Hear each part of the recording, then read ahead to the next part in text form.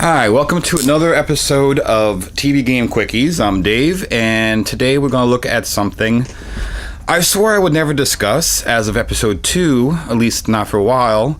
If you can remember, I promise I'm done talking about Coleco for quite some time. Well, apparently I lied because I was at Digital Press on Saturday, this past Saturday, for their monthly NAVA meeting. Nothing interesting happened. And I picked up something kind of not really TV game because you don't play on your TV, but picked up Quiz Wiz.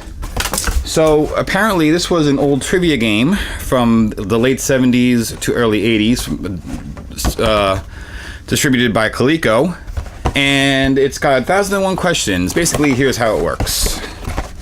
You get a little book here with that you plug into the computer. This takes a 9-volt battery, which I just picked up for the first time in like 20 years. I left it on.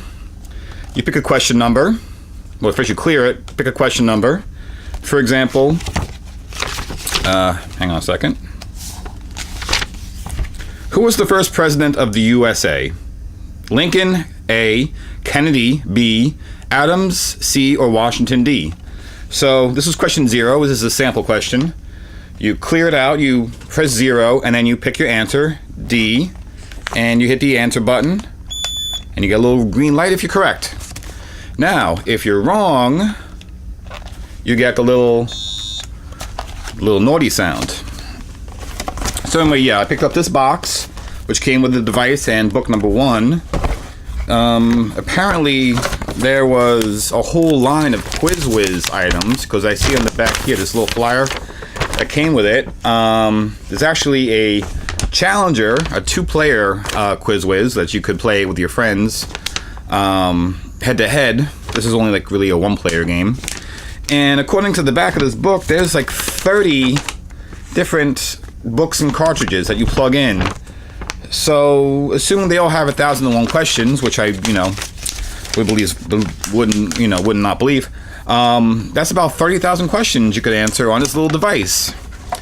So the issue, what is the problem with this device? With this little Coleco Quiz Wiz? Well, the one main issue is that it's 2015. Not only do we have smartphones that could do these things a lot better. I mean, what's that game now? The Trivia Diarrhea or something? I don't know. Some kids are playing it. Basically, to answer these questions, you have to disregard 35 years of knowledge, more or less, to answer them. So you gotta think of the mindset of, the late 70s, early 80s, plaid wearing, bell-bottom cuffing, whatever, disco dancing, trivia whiz. So that is the issue. But nonetheless, they were really cheap. They apparently was sitting at Digital Press for a while, according to the clerk. So I got this, number 1. Book number 5, in no particular order, by the way, because we're going to 4. This one is People and Places, so it's not just general trivia, it's People and Places. Another copy of book 1 for whatever reason, so there's an orphaned device out there. And complete in box, number 8, which is the Book of Lists, which is in a blue binder, which is rather interesting. I do like these old Coleco electronic devices. So, the reason we're here right now and why I'm making this video is we're going to play along together. We're going to play a little trivia challenge. Now, what I'm going to do is switch out book 1, which I played with a little bit today. And we're going to switch it out for a book I have not played with yet. Book 5. This is also general trivia. I didn't look at any of the questions. This is all straight. I'm not going to cheat you here. And to further prove that point, you may have noticed I pulled up random.org. So what I'm going to do is I'm going to pull up 5 questions. I have it to generate 5 numbers between 1 and 1001.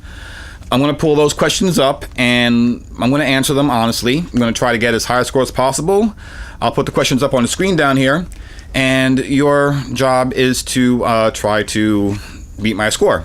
So you might want to pause the video here, get yourself a piece of paper and a pencil, or a pen, or a crayon, or quill if you're so inclined, and play along. So first step, we're going to pull up the 5 questions we're going to answer. This is all real time. No editing. Well, I'm probably going to edit it later to cut this crap out. But right now, this won't be edited. I'm going to hit enter, and those are our 5 questions. 64, 287, 49, 966, and 356. So, let's begin. First question is 64. By the way, I'm probably going to edit out me looking these things up because it's going to take a while. Seriously, hang in there.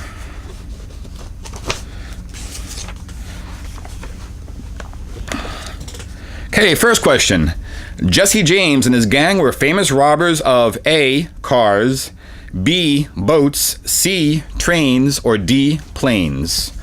Okay, so I'm going to clear, enter 64, and I'm not going to tell you my answer, but I will tell you Wait, what?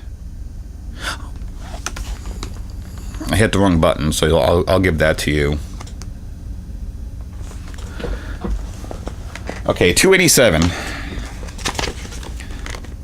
I knew the answer to that question, by the way, but I hit the wrong button, so that's a freebie for you guys. Question 287, second of 5. Shane starred A, Alan Ladd, B, William Holden, C, Humphrey Bogart, D, Paul Newman. Okay, so guys, if you have a little trouble here, feel free to ask your great-grandparents to help you. I don't know. I'm old, but I'm not that old. Yeah. Yeah, I'm right. Okay, it's one for me. Well, how you doing? Well, you won't find out. The answers will be at the end of the show. Third question. Number 49. 49. Okay, third question of 5. Car travel became popular with the invention of the A, DeSoto, B, Packard, C, Model T, or D, Cadillac. I think I got this one. I am correct. 2 for me. Hope you're doing well as well. Also, 2. And next question is 966. Oh, we're going to the back of the book here. These are separated into categories, by the way. So, you know, I think the second one was movies, and so. 966 states, Joanie on Happy Days is the blank to Richie. A, friend, B, girlfriend, C, sister, or D, cousin. Again, I know the answer to this. These questions actually aren't that hard, considering their age. So, have at that. 3 right. Final question, 356. Once again, I don't know these questions. I'm not going to memorize 5,000 questions just for a 2-second video on YouTube, guys. I'm always getting called a cheater in my life. Okay.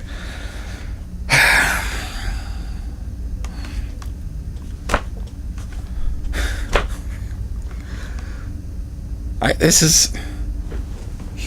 Okay.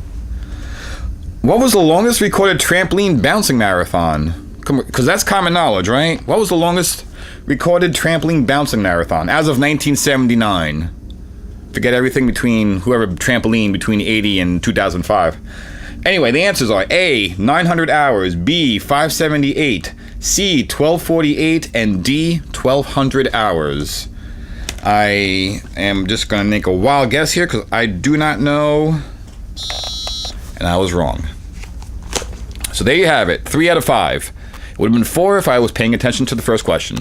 But the answer key is going to be at the end of this video, so take your score down. Let me know in the comments how you did.